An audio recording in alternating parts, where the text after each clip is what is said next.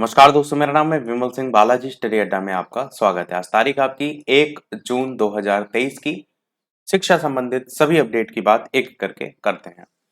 शिक्षकों की अर्हता पर लगी मुहर, भर्ती प्रक्रिया का रास्ता हुआ साफ। प्रयागराज से न्यूज है, जिसमें प्रदेश के 2332 राजकीय विद्यालयों में प्रवक्ता और सहायक अध्यापक जो एलटी ग्रेड शिक्षक हैं, उनकी भर्ती के लिए शैक्षिक अर्हता को लेकर के स्थिति जो है वो साफ हो गई है। शैक्षिक अर्हता तय करने के लिए 26 अप्रैल को गठित 5 सदस्यीय कमेटी ने विषयवार जो पद हैं उन पर चयन के लिए निर्धारित शैक्षिक अर्हता और समकक्ष अर्हता पर विचार विमर्श करते हुए जो अपनी रिपोर्ट है वो शासन को भेज दी है। तो जैसे ही शासन की मंजूरी मिलेगी, उत्तर प्रदेश लोक सेवा आयोग शिक्षक भर्ती की प्रक्रिया आपका शुरू कर देगा। बाकी ये भी बताया गया है कि एलटी ग्रेड के 10,768 पदों पर भर्ती के लिए 2018 में विज्ञापन आया था। 2,500 से अधिक पद इसमें रिक्त रह गए थे।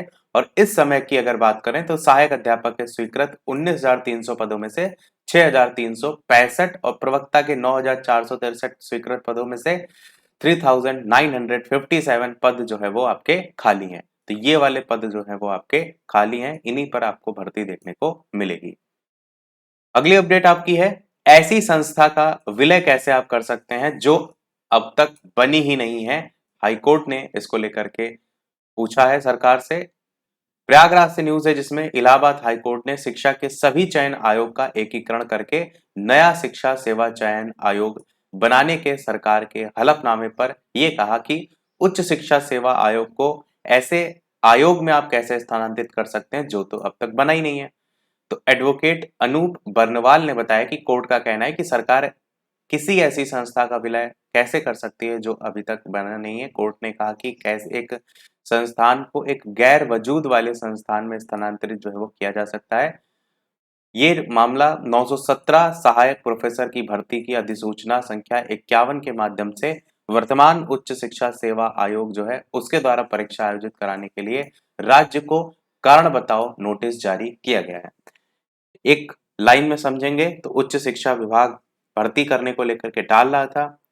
माननीय हाईकोर्ट की तरफ से पूछा गया तो उन्होंने कहा कि ये तो नया आयोग जो बनेगा उसके तहत होगी। अब उन्होंने कहा नया आयोग बना तो है ही नहीं, आप ऐसे आयोग की बात कर रहे हैं कि उसमें स्थानांतरित कर दिया गया है जो तो बना ही नहीं है। तो वही यहाँ पर कारण बताओ नोटिस की बात की गई है। बाकी उप उच्च शिक्षा विभाग के जो सचिव हैं उन्होंने राज्य सरकार कहा कि राज्य सरकार सभी चयन आयोग का एकीकरण करके नया शिक्षा सेवा चयन आयोग बनाने के प्रति संवेदनशील है। जल्द ही इसका अध्यादेश लाया जा सकता है, जो कि आपने कल देखा भी था। बाकी जो अधिवक्ता हैं उनके द्वारा आपत्ति जताई गई कि 2019 में शिक्षा सेवा चयन आयोग पर अधिनियम बनकर तैयार है, लेकिन सरकार अधिसूचना जारी जो है वो नहीं कर रही है। ये सरकार की मामले को लंबित रखने की रणनीति है। और आगे वही लिखा है जो हमने कल वाली न्यूज में देखा था कि कोरम पूरा नहीं था, इस कारण से अभ्यर्थियों का साक्षात्कार वगैरह वाली जो कंडीशन है वो पूरी नहीं हो पा रही है। अगली अपडेट, 69,000 शिक्षक भर्ती में मेरिट सूची पर मंथन। लखनऊ से न्यूज है, जिसमें सहायक शिक्षक भर्ती परीक्षा 2019 के संदर्भ में हाईकोर्ट की लखनऊ बेंच में राज्य सरकार ने आश्वासन दिया है कि वह एकल पीठ के निर्णय के आधार पर गहन समीक्षा कर रही है। उक्त निर्णय को लागू करने के संदर्भ में विचारों उपरांत जो भी परिणाम निकलता है उसे न्यायालय की जानकारी में लाए बिना लागू नहीं किया जाएगा। और कोर्ट ने मामले की जो अगली सुनवाई है उसके लिए 17 जुलाई की तिथि जो है वो आपका निर्धारित की है। और इस जवाब को एकल पीठ के निर्णय को चुनौती देने वाली सभी अपीलों के संदर्भ में प्रासंगिक जो है वो माना जाएगा। चुनौती किसको दी गई थी? जिसमें एकल पीठ ने 3 माह में समीक्षा कर 69,000 अभ्यर्थियों की मेरिट सूची तैयार करने का आदेश जो है वो दिया था। अगली अपडेट, शिक्षक भर्ती नहीं आने से डीएलएड में घटी 8,750 सीटें। प्रयागराज से न्यूज है, जिसमें 4 वर्ष से ज्यादा समय से नहीं आने से युवाओं का जो मोह है वो डीएलएड प्रशिक्षण में भंग होने लगा है। डीएलएड में आवेदन जो है वो शुरू हो गए, उसीलिए इसको यहाँ पर लिखा गया है। कई संचालक जो है उन्होंने अपने प्रशिक्षण संस्थानों की मान्यता जो है वो लौटा दी है।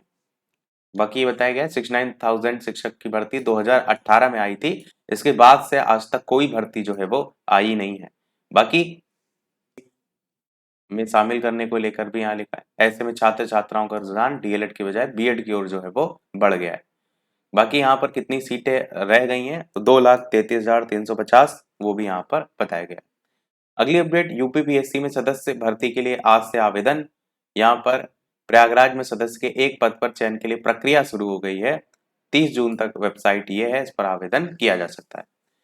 अगली अपडेट, आंगनबाड़ी कार्यकर्ताओं की जो प्रक्रिया है वो ऑनलाइन भर्ती देखने को मिलेगी, जिसमें 50% पदों पर भर्ती आंगनबाड़ी सहायिकाओं की पदोन्नति से होगी और शेष 50% रिक्त पदों पर सीधी भर्ती जो है वो की जाएगी। उन्होंने दिशा निर्देश बुधवार को वीडियो कॉन्फ्रेंसिंग के जरिए आयोजित विभिन्न विभागों की समीक्षा बैठक में दिया। बाकी मुख्य सचिव ने भी कहा है कि आंगनबाड़ी सहायिकाओं से पदों के भरने के लिए 45 से 60 दिनों में चयन की कार्यवाही पूरे करने का लक्ष्य है। 50% पद आंगनबाड़ी सहायिकाओं की पदोन्नति से भरे जाएंगे, वही चीज यहाँ पर भी लिखी है। बाकी आरक्षण वगैरह सारी चीजें अप्लाई करते हुए जल्द अपडेट देने को लेकर के बात यहाँ की गई है। अगली अपडेट आपकी है, कस्तूरबा विद्यालयों से पुरुषों को हटाने में जवाब तलब। प्रयागराज से न्यूज है, जिसमें कस्तूरबा गांधी बालिका विद्यालय में टीचिंग और नॉन टीचिंग स्टाफ केवल महिलाएं होने और पुरुषों का अनुबंध न बढ़ाने के शासनादेश के खिलाफ दाखिल याचिकाओं पर राज्य परियोजना निदेशक से जवाब दाखिल करने को लेकर के मांगा गया है। अगली सुनवाई इसमें 3 जुलाई को जो है वो होगी। स्टाफ केवल महिलाएं पुरुषों का अनुबंध ना बढ़ाने को लेकर के जो चुनौती है वो जो है यहाँ पर दी गई है। 20 अक्टूबर 2022 को इसको लेकर के आदेश जो है वो जारी हुआ था। अगली अपडेट पटना बिहार से है, जिसमें डीएलएड संयुक्त प्रवेश परीक्षा में बैठेंगे 2.44 लाख अभ्यर्थी। 15 जून तक ऑनलाइन लेगा परीक्षा बोर्ड और पटना में 42 सहित सूबे में 53 परीक्षा केंद्र बनाए गए।